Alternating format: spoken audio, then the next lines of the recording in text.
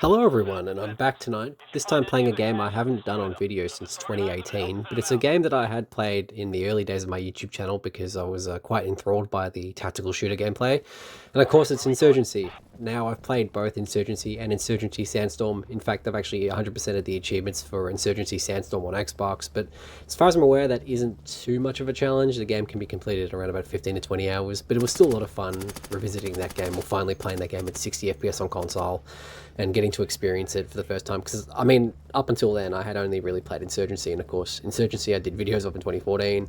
Thought that would be sort of a point of difference in terms of what I did for content, and ironically, I'm going back to that along with Battlefield 2 videos back then. I guess time's a flat circle when you think about it. But yeah, and then of course I played it online in 2018 because the game was still pretty active in 2018, and that white paper bag, that plastic bag, looks very obvious there. It stood out like a sore thumb there. But yeah, going back to this game, it was a lot of fun. I will say that much. It's a very tense game, and yeah, these two matches I'd played only about half an hour ago just show that this game still holds up really well. I mean, the Source engine is still an incredible piece of kit, really, even though this is running on the original Source engine. You know, the engine's a little bit dated in the scheme of things. It's not doing things as well as, I guess, I mean, like I was going to say Unreal Engine 5, but Unreal Engine 5 is not very well liked anyway. But this game still looks incredible. I mean, it's not even at fully max settings, like it's only 2 times anisotropic filtering and stuff like that. So yeah, the fact that the game's like 12 years old and still looks this clean is just a testament to how good the Source engine is. And I'll tell you what, playing this game and kind of locking in for a bit there, few things are as intense as a gunfight in this game. I feel like a lot of tactical shooters do it really well to an extent, but I feel like the unpredictability, you know, the real close quarters, like fight or flight nature of this game, is just something that almost feels unmatched. Now I know games like Project Reality and Forgotten Hope do that really well, and like Squad, which I still haven't played yet, unbelievably enough. I do want to play Squad, but I kind of wanted to play it when it got bot support, because I remember trying to play Project Reality as a kid, and I loved playing it in single player, but I really wanted that experience online, and I was a squeaker, I was a 12-year-old squeaker, and I just didn't really want to have my voice telegraphed online and people being like, you know, shut the fuck up, because, you know, I had already dealt with that in like Need for Speed World and Call of Duty, and I'm just like, man, I'm coming from a place of I love this game, I just want to be appreciated. So I just stuck to single player and just, you know, just enjoyed it for what it was. And there's still a lot to enjoy in that game, but this game was a lot of fun to just pop into, because playing this game online in its heyday, you know, you could easily just pop in with a group of people, strangers, you know, they would team kill you, I guess, because people would do that. You could do that in this game, but you'd have these sort of experiences and it would be heart pounding because, you know, very much, as I said earlier, fight or flight. And it just does it so well. I don't know why this game still holds up so well in that regard, but it really just does. And it's just so much fun going back through this. I should probably play the World War II spin-off Day of Infamy 2. I did do a video on that back in 2017 because I remember that had come out and I was really excited to see that come out because I thought this style of gameplay in World War II would have done really well. And I don't think that game was quite as good as Insurgency, but it was still a very good game, and it didn't unfortunately get as many updates as this game did, or it wasn't nearly as popular as it was. But yeah, I still remember it was the first purchase I got with my then new gaming laptop, which was my Dell Inspiron 7000, catchy name. And of course that laptop still works fine. I mean, I recently revived it, and it's was responsible for my Battlefield 2 Arctic Warfare video. But I don't think the game would look as good on that laptop as it does on this desktop running with an RTX 3060. Even though the RTX 3060 is starting to get a bit old, it's aging like a fine wine in some regards. I still think I was very nearly swayed in joining the Intel camp because one of my friends had an Intel B580 and they had recently bought a 9060 XT, and they had asked me if I wanted the B580, and they were going to give it to me for excuse me, my throat's gone to crap. They were going to give it to me for initially for free, which I was like grateful for, but I just couldn't do that to a friend of mine, especially, you know, with how expensive GPUs are these days. Although that being said, the Intel B580 is, down in Australia at least, a really good value for money card, because it's like a $400 card down here, and it's about equivalent to the RTX 3060, if not superior in quite a lot of aspects. So it's honestly a bit of a steal, to be honest. I think the only downside is the DirectX 9 support is still not as good as, you know, the legacy drivers on the AMD and Nvidia cards, but I guess that's, you know, that's what you kind of get as a trade-off. And you do get a better media encoding card too, which perhaps could be better for video rendering. I'd say it would be better for video rendering, really, but it's just one of those things where I could have very nearly got one and didn't, and I've stuck with the 3060. But you get to enjoy this game in crisp 1080p because, you know, even in 2026, I still don't really game at 4K. I feel like I'm very far behind the curve on that regard because I don't even game at 1440p. It's just, something I haven't needed. Like, I don't have a monitor that's above 1080p. In fact, my monitor that I'm using to record this was an ex-office supply one from my family friend's old workplace, and they were just like, hey, we've got this monitor, do you want it? And I'm like, well, would be neat.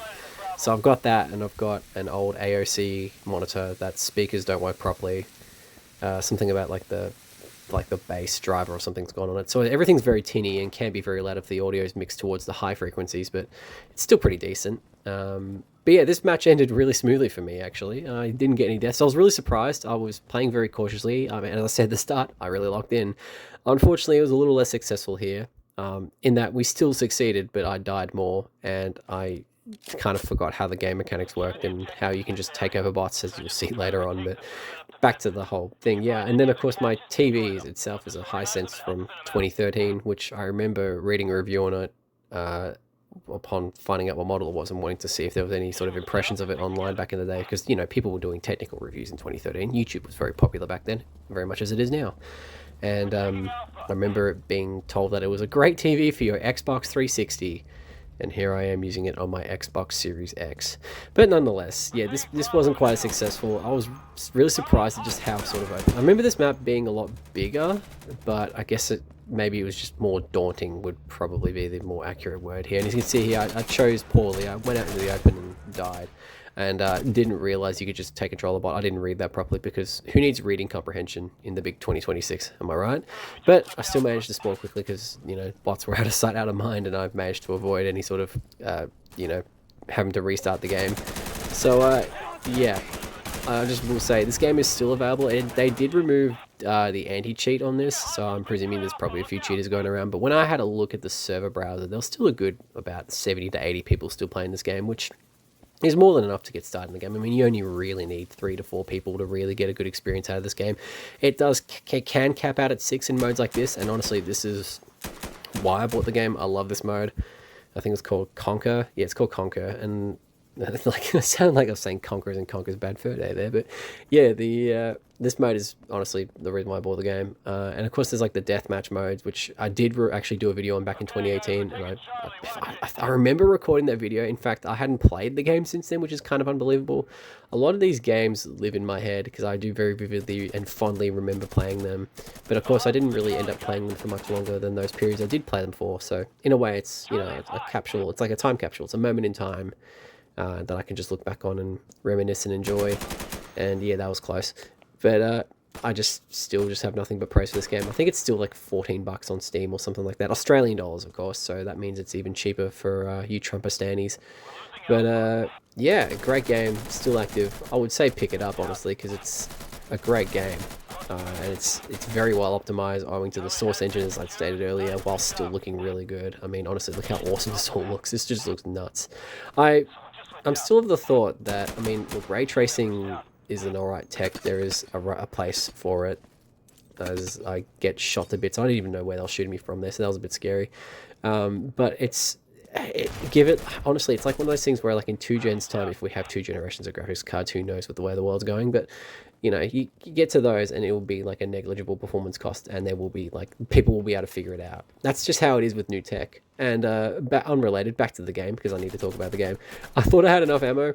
That's the thing that really fucks you up in this game, is that you think you have enough ammo for fights, and I thought, oh, I'll be fine. I'll have more bullets. No, I died. So finally we get to try something that isn't an M4 or an AR-15 based gun, and we get to go for the Heckler & Koch MP5, which is a fun gun in this game. I don't think there's really a gun that's not fun to use in this game. You know, as for a shooter, it's a very satisfying shooter.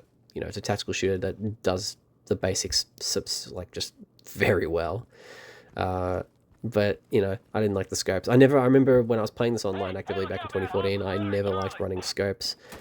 I'm more thinking about how I recorded these videos. I think I was using Fraps back in the day, which is hilarious in hindsight, because Fraps was very CPU heavy, if I'm not mistaken, whereas NVIDIA Shadowplay just uses a lot of the GPU. It's just like a little bit of overhead of the GPU. It was a nice little kill there. I was surprised that I had the foresight to do that, you know, with my social media addled brain.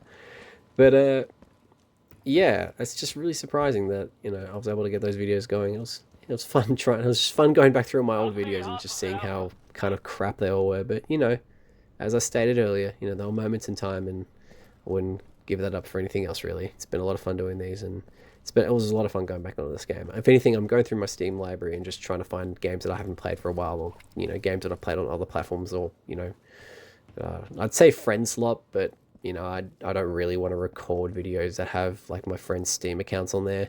I'd rather keep things private on that front. I don't want to use them for content. But that's not what this is about. This is just about me reminiscing on games that I loved playing in my teenage years or even in my childhood, and just going from there. Really limited in scope, limited in aspiration, but consistent in delivery. That's all I can really say about myself. Really, this was an excellent firefight. Again, I think this firefight is the embodiment of Insurgency, really. You have no idea where enemies are coming from. And I just had all these enemies just suddenly swarming my position, spawning out of places that I hadn't been in, and even an explosion just for good measure. Because you do get the random RPG wielding Insurgent, and I thought I would be making a rather risky charge to go back to capture C, but it ended up not being the case. The video pretty much ends now. So I hope you enjoyed the video, guys. It was fun going back to this game. I'll probably play this game again in the near future. And yeah, I'll wrap it up there. Thanks for everything, guys. Bye for now.